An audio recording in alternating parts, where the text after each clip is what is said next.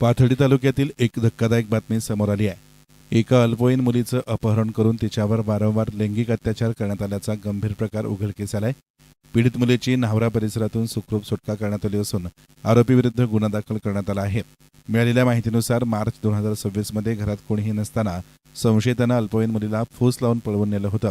त्यानंतर तिला अज्ञात स्थळी नेऊन जीवे मारण्याची धमकी देत तिच्यावर वारंवार अत्याचार केले। काही दिवसांनी आरोपीनं पीडितेला पुणे जिल्ह्यातील शिरूर तालुक्यातील न्हावरा येथील एका गुऱ्हाळावर कामासाठी ठेवलं। अनेक महिने भीतीच्या छायेत राहिलेल्या पीडित मुलीला ऑगस्टच्या पहिल्या आठवड्यात एका व्यक्तीचा मोबाईल मिळाला। तिनं तातडीनं पालकांशी संपर्क साधून स्वतःचं ठिकाण सांगितलं।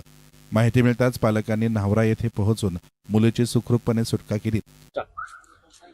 महाराष्ट्रामध्ये अनुसूचित जाती जमातीच्या जनतेवर नेहमीच अन्याय होताना दिसत आहे आणि याचं लोन आज ग्रामीण भागापर्यंत येऊन पोहोचलेलं आहे।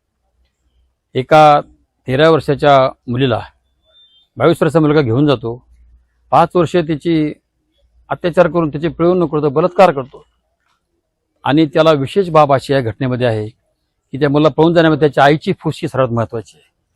त्याच्या आईनं त्या मुलाला 5,000 रुपये देऊन मग ती मुलासोबत पळून जाण्यासाठी भाग पाडला आहे।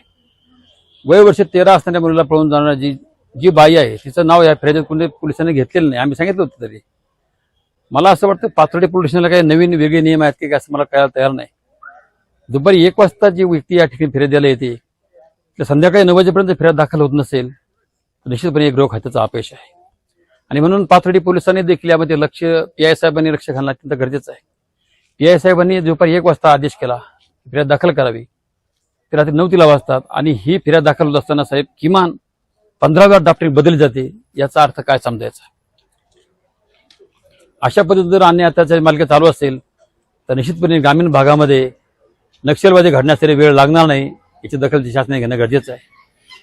अतिशय वाईट याचं वाटतं की ज्या ठिकाणी ही घटना घडली जिथून तिला घटनेतून उतरलं गेलं, एका प्रतिष्ठित गावामध्ये मुलीला 2-2.5 महिने थांबवलं गेलं, तिथून त्या मुलीला न्हावरा फाट्या ठिकाणी नेण्यात आलं आणि एवढं होत असताना देखील त्या मुलीच्या आईवडिलांना त्या फिर्यादीच्या वडिलांनी इतकी धमकी दिली आहे की तुम्ही शब्द जरी बोललात तर तुमचा कार्यक्रम करून टाकू, तुम्हाला एवढं लाख देतो तेवढं लाख देतो म्हणून त्यांनी आम्हीच दाखवलं। परंतु ही इतकी घाबरली मंडळी आहे की काल सकाळच्या वेळी झाली इतकी घाबरून गेले होते आणि त्यांनी काल त्यांना दिवसभर बसून ठेवण्यात आलं, दाखल करून घेतली नाही आणि आज जेव्हा मी इथं दुपारी 1 वाजता आलो PI साहेबांना भेटलो आणि ही आता संध्याकाळ 9 वाजता ही फिर्याद दाखल झालेली आहे। तरी आदरणीय गृहमंत्री महोदयांनी या ठिकाणी लक्ष घालणं अत्यंत गरजेचं आहे, कारण मागासवर्गीयावर होणारा अन्याय ही फक्त आता इथे येऊन थांबत नाहीत तर मागासवर्गीय अन्याय होण्याची प्रथा परंपरा देखील आता बदलत चालली आहे।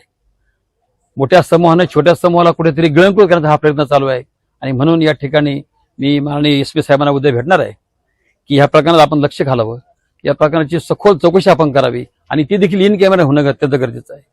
पोस्को सारख्या कायद्याची या ठिकाणी अंमलबजावणी होणं अत्यंत महत्त्वाचं आहे आणि म्हणून माझी आदरणीय PI साहेबांना विनंती आहे, आदरणीय DYSP साहेबांना विनंती आहे की सदर प्रकरण इन कॅमेरा चौकशी होणं अत्यंत गरजेचं आहे।